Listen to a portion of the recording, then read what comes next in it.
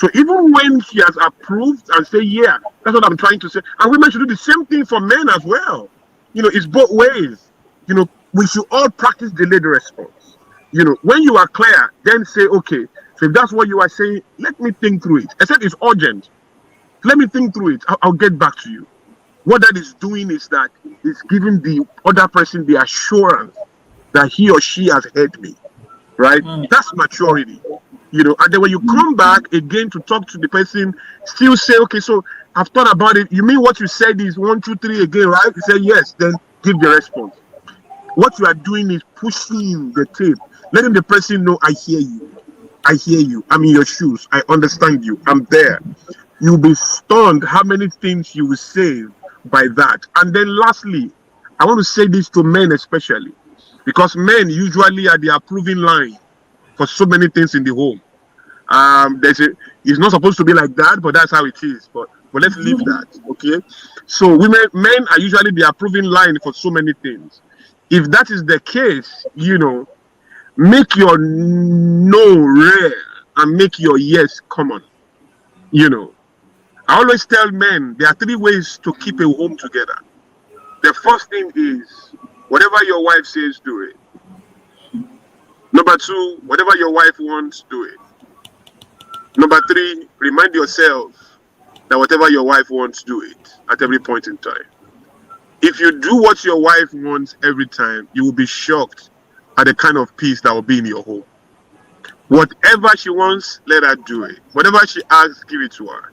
If you cannot afford it, sincerely explain why you can't at this time. She will understand. But put your feet on the ground when what she's talking about or asking for is destiny sensitive. If it's not destiny sensitive, let it go. What's your own with what color it is or what color is not? Let it go.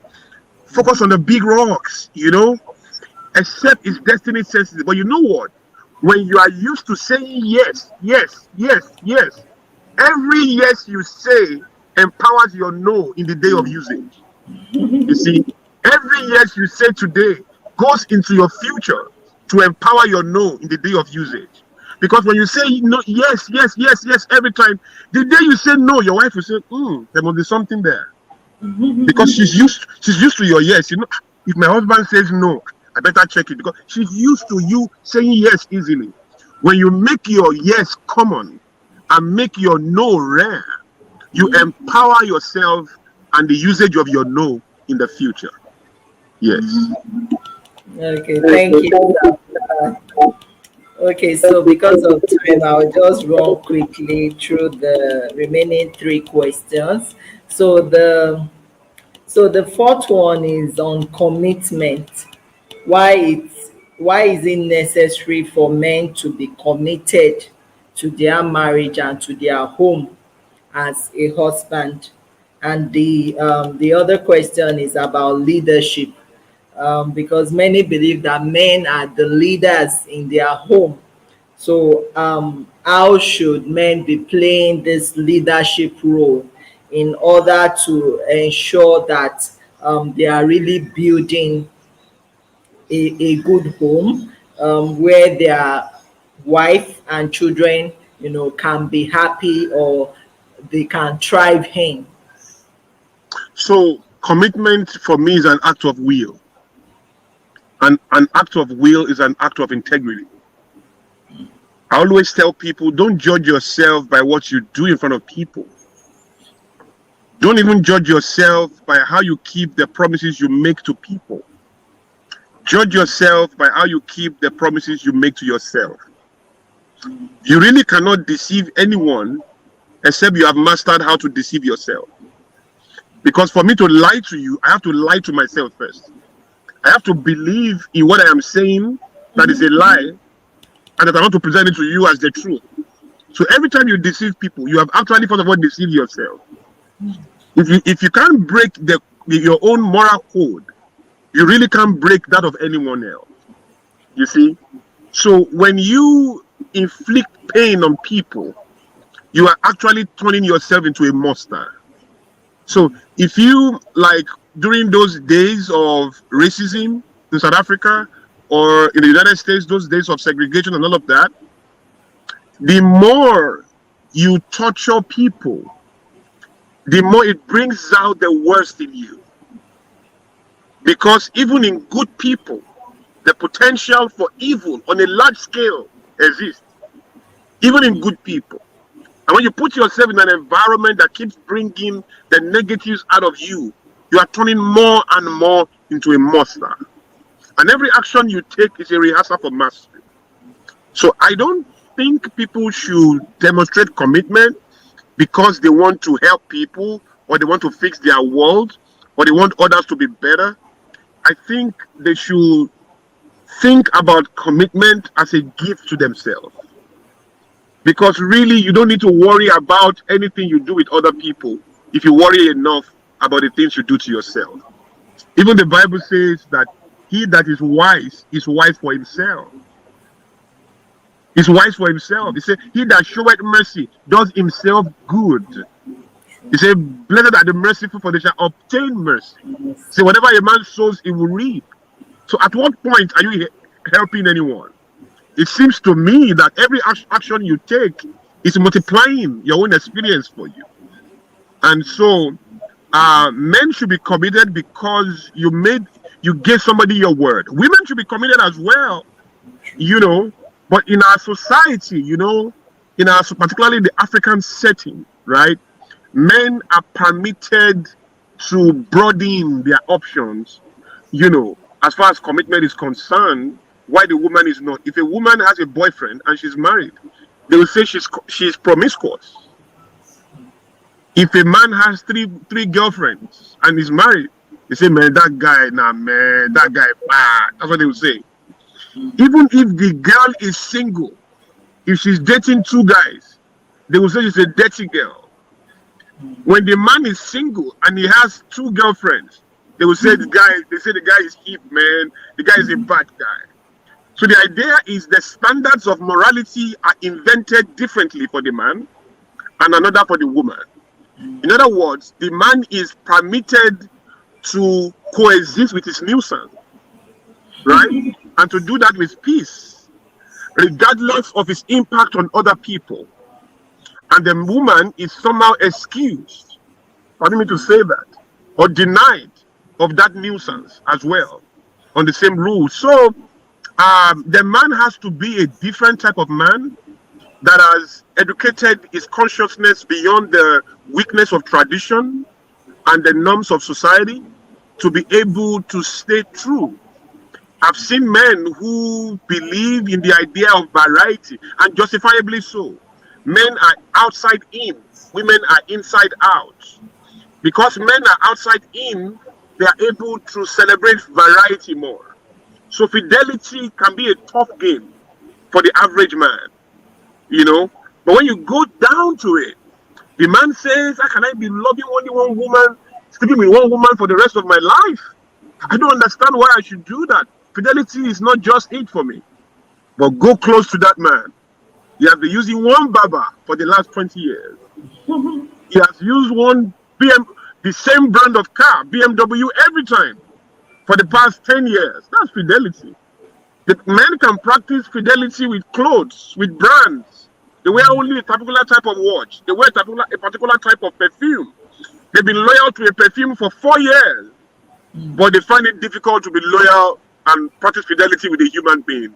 It's selective reasoning. That's what I call it. It's permitted hypocrisy. The idea that I can sustain a set of rules that work for me in an area of life and completely pretend it doesn't exist when I want to communicate my preference and my prejudices. That doesn't work. And that is the wretchedness of the human condition. So, commitment is a very personal thing. But I always tell women, don't complain about what you permit. Women also have to exercise more restraint in their commitment to marriage. Marriage is overrated. The idea that the juice of life and the meaning and purposes of life only comes from the union of marriage is a lie. If marriage is the pathway to peace, every person married should be at peace.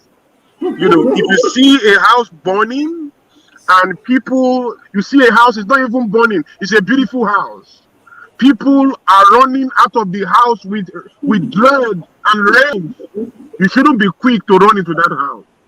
If you are really wise, you should pause and say, what is inside this beautiful house that people are running out of it? Those who are married desperately want to be single. Those who are single desperately want to be married. Everybody is crazy. So women have to pause and see beyond that desire and be able to culture that experience with more discipline, right? And with the right considerations. Because no matter how diligent you are, no matter how faithful you are, no matter how visionary you are, no matter how righteous you are, once you pick the wrong man, you pick a wrong destiny automatically. So you want to be careful and humble yourself more in managing your preferences at that level. Leadership, I think that is the destiny of the human race in itself. No human being will ever exist without the burden of leadership on him or her. And so it's part of what we are talking about. Nobody should even put a woman in his house or put a man in a house without ensuring that the characteristic of leadership is clear to both parties. It's not really about, leadership is not about making people do what you want. Leadership is about making people to want to do what you want. They're two different things. Yeah. Leadership is not just about making people do what you want. That is oppression. That is he that pays the piper dictates the tune. Leadership is influencing people to want to do what you want. They want to do it. Making them to want to do it, to desire to do it, to take pleasure from doing it. That is leadership. To take pleasure from sacrificing for you. To take pleasure from being there for you. To take pleasure from loving you, from giving you room, from empathizing with you, from being kind to you. They take pleasure from it. That is leadership. Making them to want to do so, right? That's a rare quality. In a flawed world with so much going on, all kinds of standards, social media erecting the flawed ideas about decency and dignity, a man has to be super conscious to defeat all of that and supply that leadership. And same for a woman. But these are the realities of our time. And I don't sit here pointing fingers. I mean, I'm not in the perfect marriage myself at all. A lot of people admire my marriage, but, they admire it based on what they see from outside, right? I have my struggles in my marriage like most people do. At times, what keeps a marriage together is not just about perfect behavior, but about perfect hearts and perfect forgiveness. And when we mature to realize that at our best, man will be man. And when I say man, I don't mean a gender. I mean the human being. But our best will never be God. People will make mistakes. People will be flawed. So love cannot happen because of what people do. Love has to happen in spite of what people do. And when we graduate to that kind of thinking, all of our crises become small. The same thing that destroy a marriage and create a divorce has happened in so many other homes and still bind them together because they understand that perfect behavior does not exist and their peace together must not be tied to perfect behavior. I don't know if I've helped, but yeah, that's it.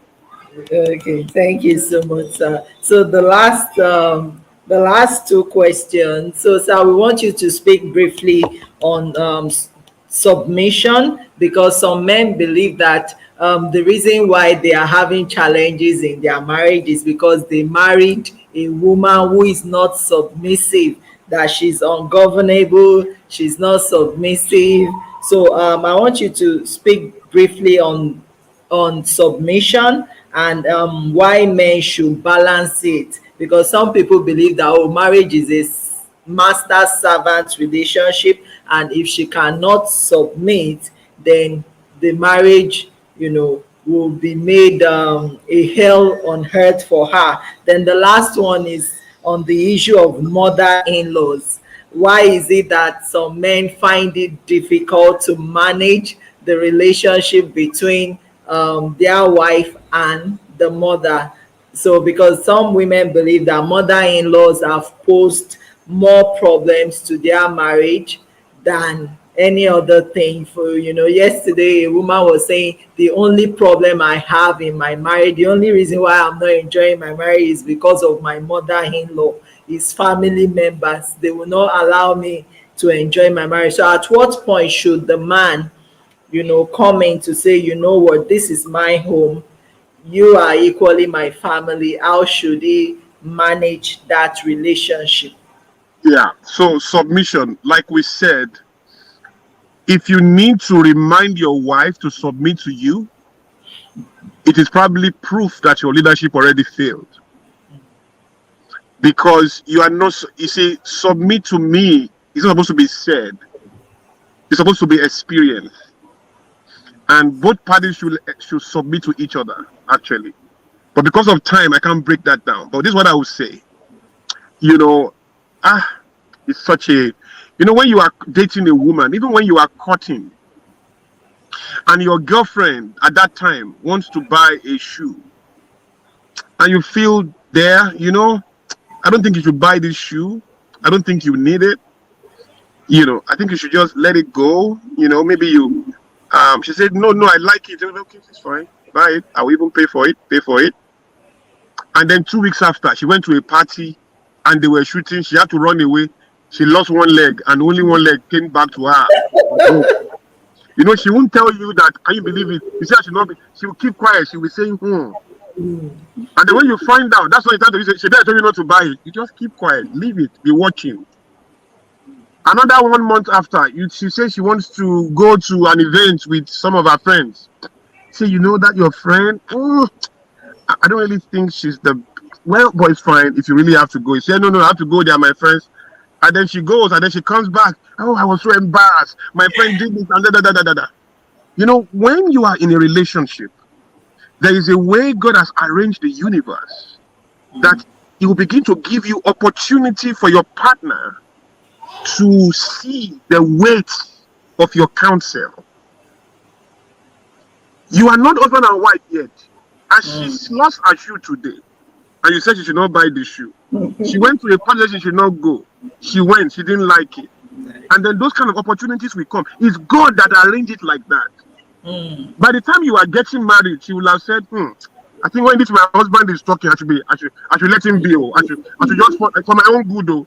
He doesn't force anything, but it seems when he just says this small thing, somehow, and vice versa as well. That is submitting to one another. When we let each other be and allow each other to make their mistakes and learn from them, it gives authority to our counsel. You see, that's a complex conversation. But really, that's where submission should be happening. If you have to remind people that you should submit to me, you're probably an oppressor. And leadership, don't forget how we define leadership. It's not about giving instructions and making people do what you want. It's about making people to want to do what you want. So make her to want to do what you want. If you need to scream about submission, it's an indictment on your leadership skills. It's really as simple as that. That's what I think. And that is not to judge men. Women need to submit to their husbands. But husbands need to submit to their wives as well. We both need to submit to each other in understanding. And we need to love each other in understanding. Right? And at least commit to getting better and better in that. Because nobody is perfect. As a human being, you will lose it at times. You will lose your best composure at times in the face of a crisis. But then how do you walk that back? How do you apologize? Apology in itself, remorse management is a skill. People have to go out of their way to know how to, seek redress and how to manage remorse, and how to gloriously learn the skill of apology. These are big conversations we don't even have at all. Then lastly is the issue of mother-in-laws.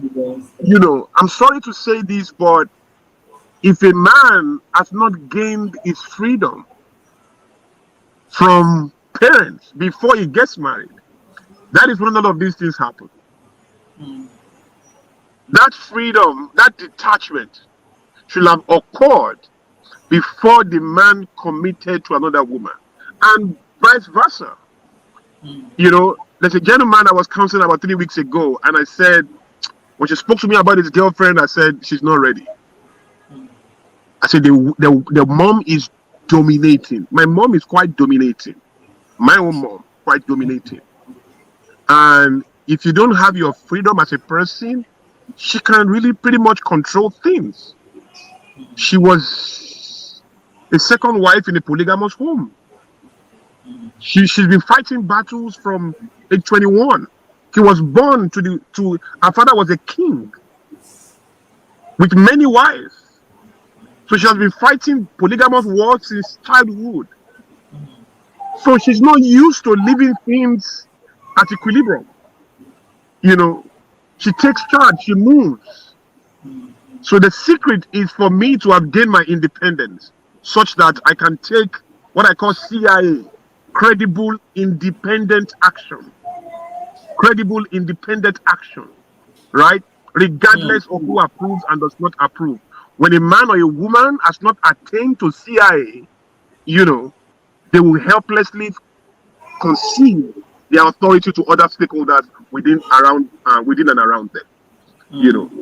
That's why mother-in-laws are powerful. It is the men that empowers the ignorance of the mother-in-laws, or the woman empowering, because at times the problematic mother-in-law is the mother of the wife.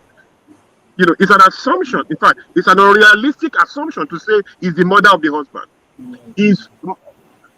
While the mother-in-laws can come from anywhere, they can be the mother of the wife, they can be the mother of the husband. The key is that the husband or the wife must have attained to credible independent action before they commit to a marriage, such that they can listen to everyone, but it comes down to their decision. You can listen to your mother-in-law, but it comes down to your decision. And your mother-in-law must get that, your mom must get that clearly. Your dad must get that clearly. If you have not attained to that, then you'll be influenced by your parents. Your parents will influence your marriage and give your spouse, a hell of a time in that marriage. I think it comes down to that. And people need to be sincere. If you are true to yourself, you will know you've not attained to that. And even now, we use the mother-in-law as the cover for our own weakness. The mother-in-law is not the problem. What is coming will come. It is who you are and how prepared you are that makes the difference. If you go to a market with $10 to go and buy a t-shirt, somebody will still come to you with a wristwatch of $30,000. They don't care what is in your hand. Everybody is selling what they want. You can't stop birds from hovering over your head. You can only stop them from perching on your head. So what is coming will come. It's not the mother-in-laws that are the problem. It is the weakness of the actors in the marriage itself that is the problem. If it's the mother of the husband is the problem. If it is the mother of the wife is the problem.